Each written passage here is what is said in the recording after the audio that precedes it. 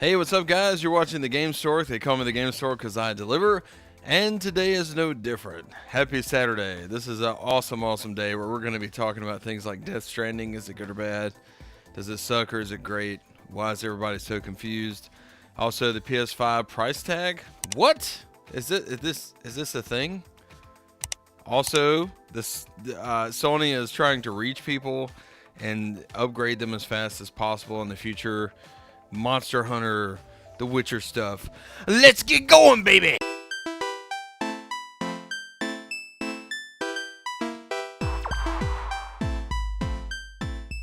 So, I'm sure you guys are certainly tired of hearing about it, but Death Stranding, this video I'm just going to rant, okay? We're going to talk and we're going to rant and we're going to just get into this because I don't even know how to verbalize my feelings here. I honestly, I'm just going to say straight up, if this was not a Kojima game, it would be rated much lower. And the fact that what it is kind of what it is, right?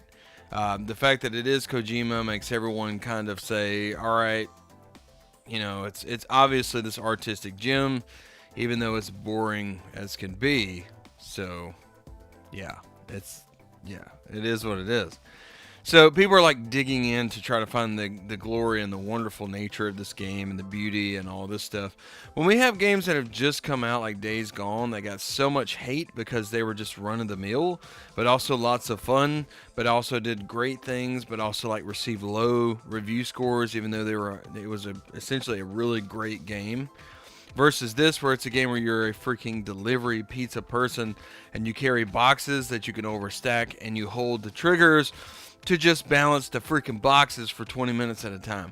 Look, don't get me wrong, there are great things about this game. The world building and everything else is great. But the fact is, if this was not a Kojima game, it would be much lower, it would be hated on much more, and it would not be treasured the way that it's treasured. I guess that's the way the world goes. I guess that's the way gaming goes. I guess that's just the, what's happening here. But the reality is if the creator of this game wasn't who he was, then we honestly wouldn't even really be having this conversation. There are games like The Outer Worlds that are wonderful. This is a great game that's not really in that greatest game conversation. It probably won't even be in like the game of the year conversation, whereas this one will, when it's really just not that great. I'll say after a few hours, I don't know what to say, except for the fact that I enjoy the cinematics, which are way too long. I kind of feel like this should have been a concept for a movie. And the gameplay so far is abysmal. Like, it's boring. I'm just sorry. I hate to say it. I'm the biggest Metal Gear Solid fan, like, ever. But, come on. Something's got to give. I'm going to keep playing. I am. But something has got to give. And I need to know how you feel about this, too. How do you think about this game? Do you think that this is a game that's super boring? Have you played it? Are you addicted to it? Do you think it's great and you disagree with me and I'm an idiot? What do you think? I want to know, because you know what? I think that you're wrong if you love it. Yes, I said it. You're wrong. It's you. I'm just playing. It's all right. You're free to like whatever you want. I like this game. I just don't love it. It's not like super great. So, moving on, it looks like Monster Hunter for the Nintendo Switch is coming to Japan December the 19th, right after my birthday. And there's no plans to bring this freaking game west. How many games, okay, do we have to get this time and time again that are coming to Japan that I want that will not come west? How many RPGs and JRPGs and just all these great games are coming west that literally are coming to Japan and literally just won't come west? That I just want here. Like, we have to raise so much cane to get these things overseas. And I'm like, okay, it's not that hard to sub this game. Make English writing, keep the voices in Japanese, and just bring it over. It doesn't take that much longer to do that. Please just do that for us. Monster Rancher is a good series. I want to play it on the Nintendo Switch. And yes, I do have a Japanese account. Yes, I can get on there and just transfer and buy the gift cards and, use yen to purchase this game, just playing Japanese, whatever. But I don't want to do all that, okay? I just want to play it with English subtitles. Bring it on over here, get over yourself, and let's just move forward, okay? Next up, The Witcher. I don't know if you guys know this, but The Witcher's coming to Netflix. And I'm in the middle of the books right now, and they're good. I like them. I like them a lot. As a matter of fact, Geralt, as much better of a character than I imagined based off the Witcher 3 game, which is the only one that I played. In the books, he's way deeper, way better, and kind of a smartass that I just really love. Okay, and that's just the reality of the situation. He's really great in the books, and yeah, he's good. I like him. So it's got me really excited about the show. Now, the amazing thing about this is they're saying now that from a source, there's 20 years of content coming as a possibility for the show. But I also read in a rumor here recently that they're combining things from the first two books for the first season. And the reality is, if you're combining the things from the first two books of the first season and the happenings, and you're not going in chronological order and this and that, unless you're, pushing for starting in the middle of the story or doing something like that to flash back, I don't really see them working through this entire book for 20 freaking years. Like, that's just not going to work. It's not going to happen.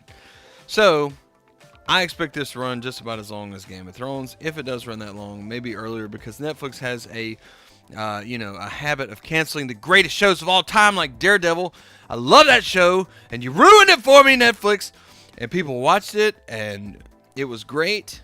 And Matt Murdock was just like perfectly casted, and everything was great, and you just ruined it for me.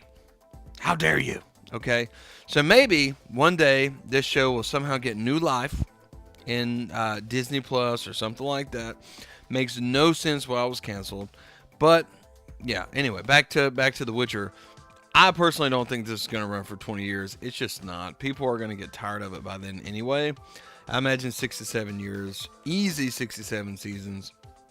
But there is a lot of content, and I highly suggest going to read the books. I think you guys will like them a lot. They're really good.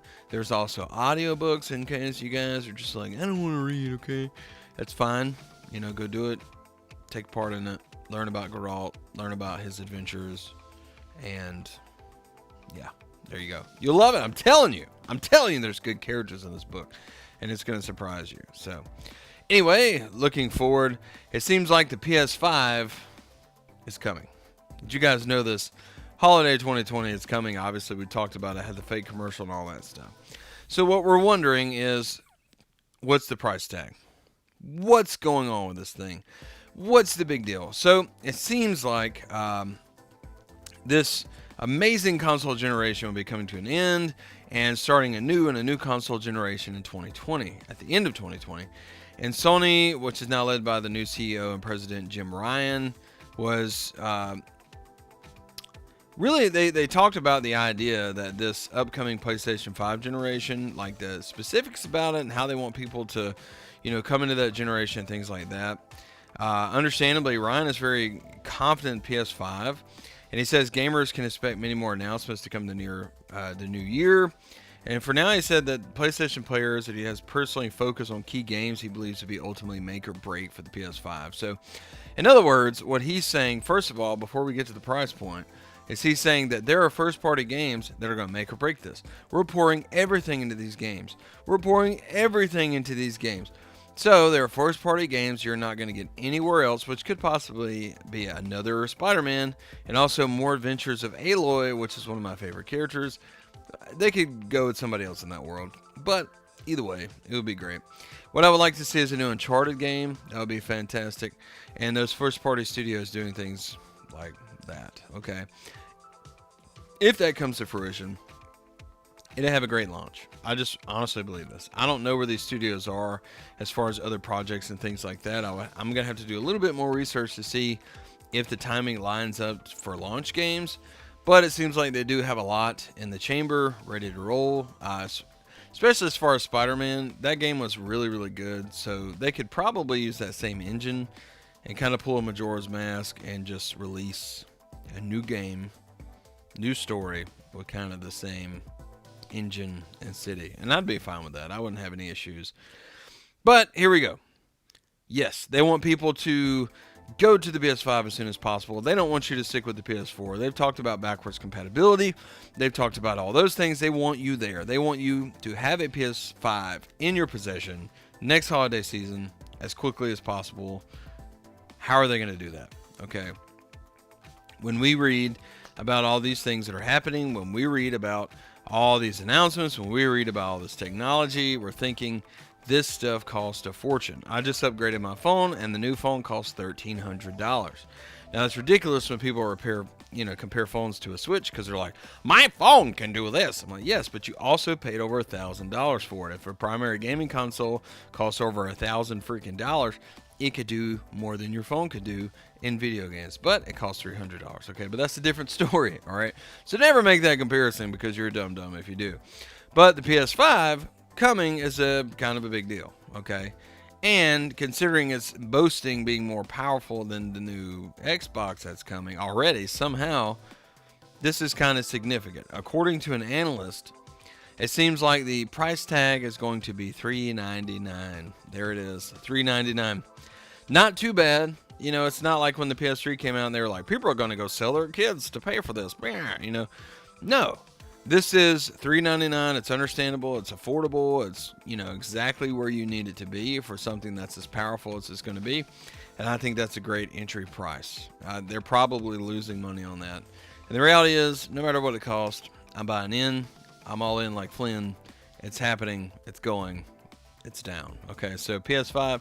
I might even do a live stream at that point, like purposely pre-order this thing at GameStop so I can just live stream from there. That would be fun.